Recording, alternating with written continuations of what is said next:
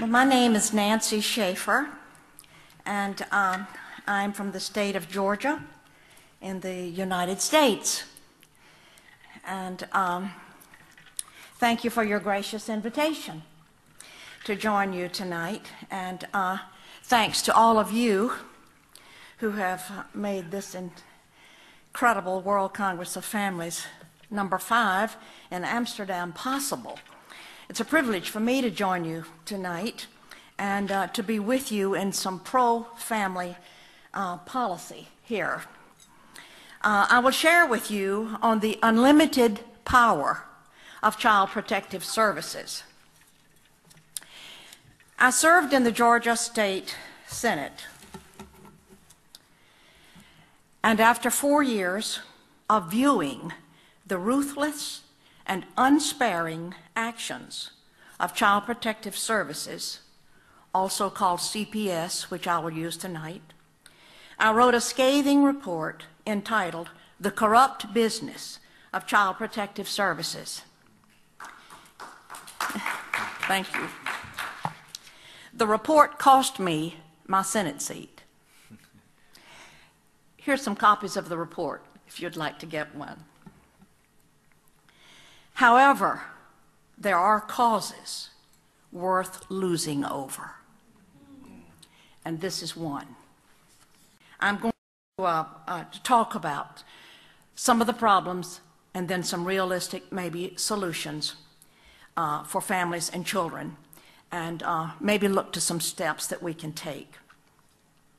This is not to say that there are not those children in wretched situations who need to be removed. There are, and we all agree.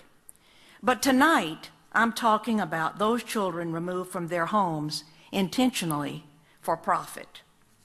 Children are seized unnecessarily from their families due to the federal aid created in 1974 entitled the Adoption and Safe Families Act.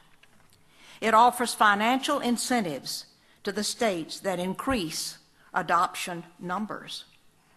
To receive the adoption incentives or bonuses, local CPS must have more children.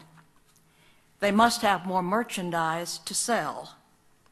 Funding is available when a child is placed in a foster home with strangers or placed in a mental health facility and medicated, usually against the parents' wishes. Parents are victimized by the system that makes a profit for holding children longer and bonuses for not returning children to their parents. This is abuse of power.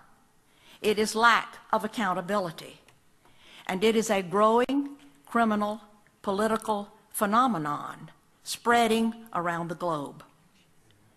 Oftentimes, but not always, poor parents are targeted to lose their children because they do not have the wherewithal to hire an attorney or fight the system.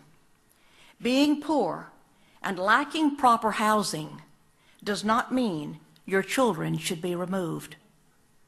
CPS has redefined poor to mean psychologically inferior.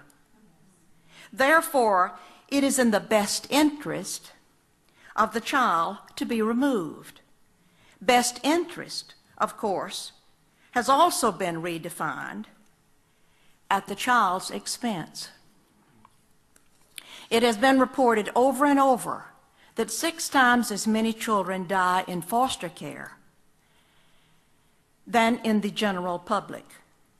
Once a child is legally kidnapped and placed in official safety, the child is far more likely to suffer abuse, including sexual molestation and/or rape.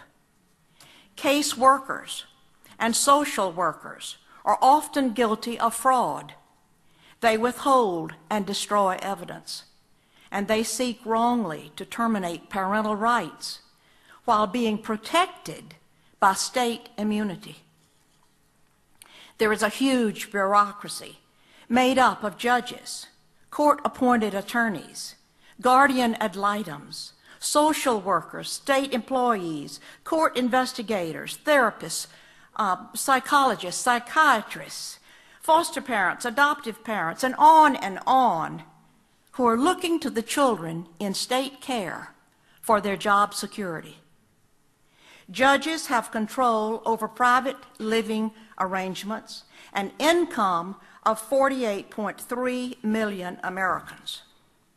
The United States Census Bureau reported in 2002 that $40 billion in transfer payments were made between households of custody parents and other parents.